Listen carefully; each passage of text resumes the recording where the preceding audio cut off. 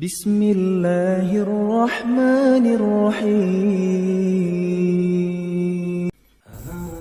Ada seorang anak muda di Damaskus, di ibu kota Syria, di zaman tabi'in dulu. Pernah datang ke sebuah masjid namanya Masjid At-Taubah. Masjid At-Taubah ini zaman tabi'in ada. Ada seorang tabi'in masyhur di situ, tinggal jadi imam juga jadi alim, mengajar tiap hari. Anak muda ini datang lalu berkata, "Wahai imam kalau kita kiai, wahai imam, saya datang dari luar Damaskus, ya, miskin, tidak punya apa-apa, tapi saya mau belajar agama. Boleh nggak saya numpang tinggal di masjid bersama anda? Saya bantu-bantu lalu saya hidup bersama anda, maksudnya makan minum bersama anda." Kata ya syekh itu, silahkan, nggak masalah. Tapi harus sabar, ya ikutin kehidupan saya, apa yang saya makan kau makan, apa yang saya minum kau minum. Kata anak muda ini, baiklah. Anak muda ini cerita, dia bilang setelah 3 bulan saya tinggal dengan syekh saya. Ternyata syekh saya ini orangnya sangat zuhud, luar biasa. Ada makanan makan, tidak ada makanan puasa.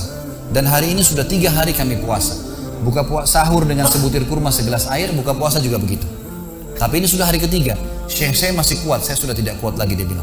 Saking tidak kuatnya saya bungkukkan punggung saya, menekan perut saya supaya lapar saya hilang. Dalam keadaan begitu, syaitan datang menggacaukan pikiran saya sambil berkata, "Wahai anak muda," di benak saya terlintas, "sekarang sudah halal buat kau mencuri makanan. Kalau kau tidak curi makanan, kau mau makan dari mana? Akan mati kelaparan. Minta sama gurumu nggak punya. Minta-minta sama orang, gurumu larang minta-minta sama orang. Sekarang kau curi makanan sepotong roti, yang penting tidak mati kelaparan." Dia bilang dalam kondisi saya berkecamuk pikiran syaitan begitu, saya berpikir mencuri makanan di rumah di sebelah masjid. Zaman dulu teman-teman sekalian, dinding masjid tidak seperti kita sekarang ada tembok. Jadi zaman dulu tuh bisa dari tanah liat, atau kalau mau kuat, batang kurma ditebang atasnya, ditebang akarnya, ditancapin, lalu didempet-dempetin. Jadi dinding yang kuat. Dan rumah orang sama masjid berdempetan dindingnya. Dia naiklah dari masjid, dari belakang masjid dia naik mau mencuri makanan. Di rumah yang pertama dia mau masuk mencuri di sebelah masjid, itu dia lihat ada 3 perempuan yang tidak tutup auratnya, lagi nenun kulit domba. Dia alihkan pandangannya karena dia tahu yang bukan mahramnya haram untuk melihatnya. Dan itu bukan tujuannya, dia ingin cari makanan. Dia pindah ke rumah kedua.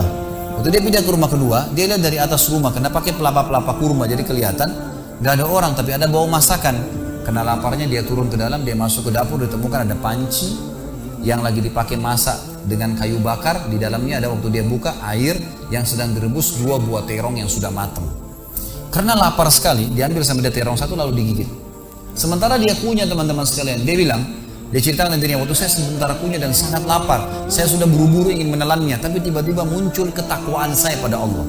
Muncul ketakutan saya pada Allah, kepatuhan saya sama Allah. Lalu saya berkata dengan diri saya, subhanallah, syaitan berhasil membuat saya melakukan 3 dosa sekaligus. Yang pertama, masuk rumah orang tanpa izin, dosa.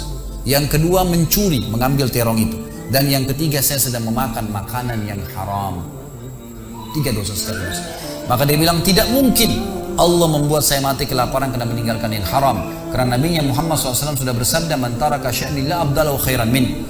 Siapa yang meninggalkan sesuatu karena Allah, Allah akan gantikan yang lebih baik darinya. Lalu saya lempar gumpalan makanan terong itu ke lantai dapur tersebut, lalu saya kembali ke masjid.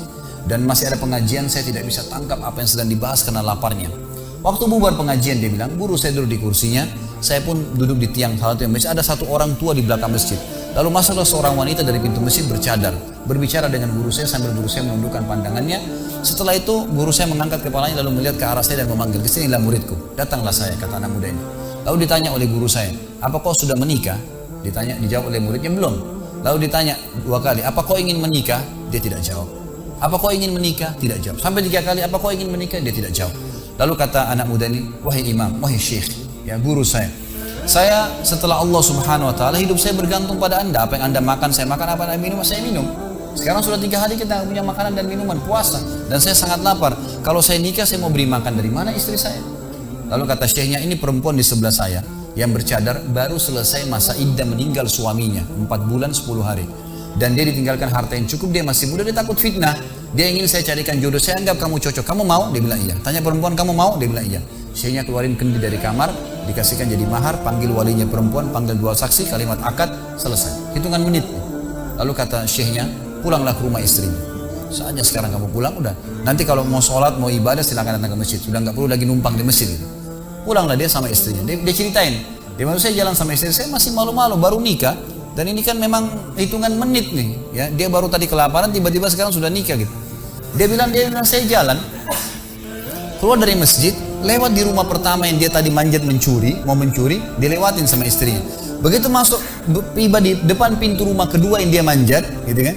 Istrinya berhenti, buka pintu rumah lalu berkata, masuklah suamiku, ini rumah kita.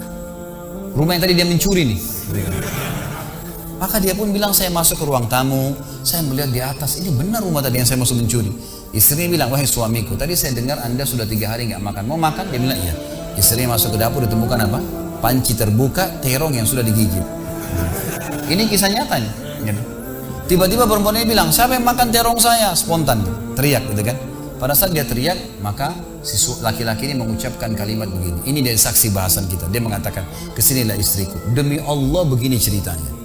Kronologisnya saya manjat, saya turun, saya lapar, saya makan. Dan demi Allah sebelum saya telan, karena saya takut sama Allah, saya lempar ke dapur, ke lantai dapurmu dan belum kering tuh. Gitu kan. Maka perempuan ini mengucapkan kalimat, saya berharap semua muslimah di belakang sana juga punya iman seperti ini. Kata para ulama, ucapan wanita ini perlu diukir dengan ukiran emas, karena menandakan iman yang luar biasa. Kata dia, wahai suamiku, engkau meninggalkan segumpal makanan haram. Allah jadikan makanan itu, pancinya, rumahnya, pemilik rumahnya jadi milikmu sekarang. Allah bukan hanya hilangkan laparnya, makanannya dikasih, pancinya, rumahnya, pemilik rumahnya sekarang jadi milik dia. Orang yang bertakwa kepada Allah diberikan jalan keluar, teman-teman sekalian. Jadi bertakwalah sama Allah, hanya patuh dan tunduk kepadanya. Semua yang baik di mata Allah, semua yang buruk juga di mata Allah SWT. Dan jangan pedulikan urusan dunia ini, jalankan sesuai dengan apa yang Allah SWT inginkan.